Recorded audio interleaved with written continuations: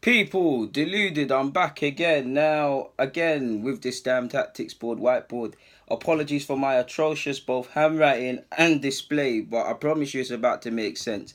First of all, to make it make sense and to paint a picture for you guys, ignore any writing and any circles and just focus on these X's until I tell you anything different, people. So yeah, I think it was main man Uber in my Q&A, or one of his questions. He asked me, "Can we play 4-4-2 and would I want to play it and things like that?" And I thought I answered this question. I don't know at this point if I've brought this vid out before the Q&A or whatever, so forgive me. I thought it's a chance to kind of illustrate my point. Admittedly, I do think we can play 4-4-2. I would like to see us implement 4-4-2 or variations of two up front.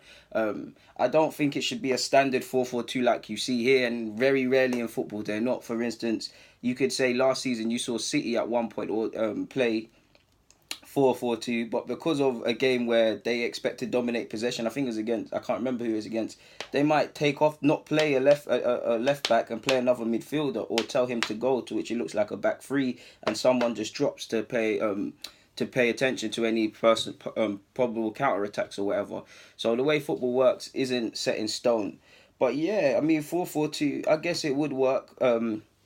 First of all, the problem for me would be the pivot. Now, admittedly, Torreira and Xhaka, they have got better as a pivot. Torreira's bringing out the best in Xhaka, and Xhaka's form is decent.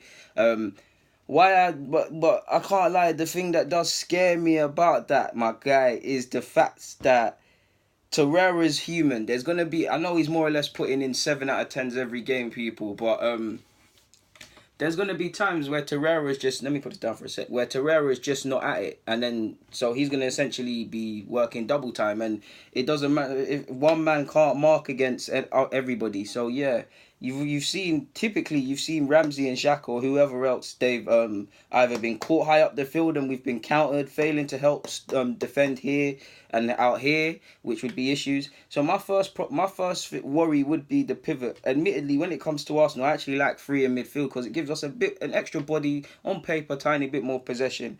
But actually, in the game, I think it would be something like this. He also said there will be a Mkhitaryan out wide, people, so I've used them and they're highlighted.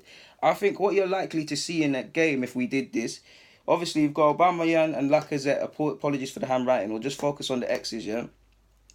Oba is likely to stay either through the middle or work the flanks from time to time. Lacazette's more technically based, so he's going to drop. So it's already going to become one up front. Mkhitaryan, he's another problem as well, people. Mkhitaryan is, you see it. He doesn't really want to defend. He'll do it and he'll try, but his natural instincts aren't to defend. So he'll be guilty of being caught out. So obviously, if Bellerin and Monreal on the other side, I think Iwobi's more on defending than Mkhitaryan. If they're getting counter attacked on the other side, they're gonna have to work double the time because again, it's gonna be 2v1s. Think about it logically, people. If our two fullbacks are having to defend against another winger and another winger, and then this fullback recognizes, hey, on either side, hey people, oh, their winger, Iwobi or Mkhitaryan, he's got the killing of him, and his winger, I mean the left back our winger is killing the left back, and Iwobi or Mkhitaryan aren't dropping, and they're not doing much in an offensive state. So let me be smart and go ahead and double up against this guy. I can play 1-2s with my man and go down there, or my man can drive inside. Either way, there's an opportunity, and the same happens on the other side, people. So I don't want to use my hands on this. So you get the point. What I think would actually happen, people, is like I said, you'd see Lacazette drop to get onto the ball, Aubameyang stay up here, Mkhitaryan coming inside, and you'd actually see Iwobi. So we'd more or less have a five in midfield of sorts. It'll be one up front, five in midfield. So a 4-5-1 essentially in the game because of how narrow we like to come as a football club, and everybody wants to get onto the ball. Let me try and make the example of what I'd actually see him get that, of what would happen in an actual game, or just to, because I think I'm doing all right showing you lot visually. So when everybody's dropped, I think this would be the formation, people. Give me 2 seconds, of course, people. Thank you.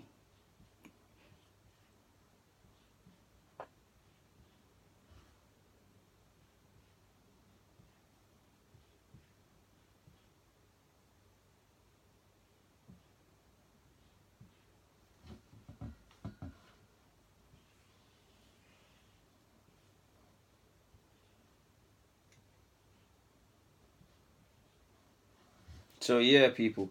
Apologies for the atrocious handwriting again, but this is what you'd see in a game. The keeper, obviously, 4 at the back. I've said that this is over. This is over for me, people. And he's gonna work the channels. Don't get me wrong, he'll drop deep from time to time, but he's gonna work the channels. Ignore the green handwriting. 5 in midfield. You've got our pivot of Aubameyang, of Xhaka and Torreira. You've got Lacazette coming in, drop deep, like I've said. And you've got Iwobi and Mkhitaryan who want to get onto the ball. To which, that's good. We want to get onto the ball. We've now got 5 of sorts in midfield. I'd like you to find Laka. Obviously, these two want to combine and these two will interchange. But it's really our wingers that have to provide the width. And obviously, it would be great because our fullbacks have to provide the width. The best example I'll give you is actually our Spurs, our rivals. Do you remember a couple of years ago when they went undefeated at home? They're still playing it, but I think that was the height of how they liked to play, in the sense that Kyle Walker and Danny Rose undoubtedly were 2 of the best fullbacks in the world, let alone the Premier League for that season alone. They were providing the width. You saw them quite narrow, but you also saw they were quite good defensively and offensively. That's what we need to do. But also, the likes of Son, Eriksen and Kane, they would muck in and help defend. We've improved in that aspect, so we need to continue that. But obviously, naturally, people, if we all our players want to get onto the ball because they're all technicians and stuff like that, that's great when we're going forward. But you can see the potential of now our fullbacks again being doubled up against. Do you see it, people? So this is an area we'd have to arguably look out for and be a bit smart in that regards. Of course, you could say remove Laka for a sec, and it's assuming the centre halves. I'm not going to draw it because it's complicated. The opposition centre halves are down there. You say Lacazette press, squeeze. I need you both to split and squeeze. That's cool. That would allow Iwobi to come here, and obviously Mkhitaryan to come here, and allow our team to just move up the field on a more general basis, and will help us remain tactically in shape of sorts, people. But yeah, man, 4-4-2 would be good. I mean, we could play both strikers, but we need to move better offensively. Especially, we'd have to really learn how to defend as a unit, how to stop. We're obviously learning at it, and we're improving every day under Aaron Ray, credit where due. But we'd have to have more of an emphasis on disrupting the opposition's play, smart fouls, defending as a unit, bursting a gut to get in there. Because admittedly, I see Liverpool and City do it. I don't see our players necessarily busting a gut to defend yet. So we've got a long way to go in that regards. But in regards to me, man, and the question he asked, and I thought it would make a good little thing here, I got nothing more to add, people. So I'll get out of your hair. So on that note, people, deluded. Yeah, man, I got nothing more to say. I'm out.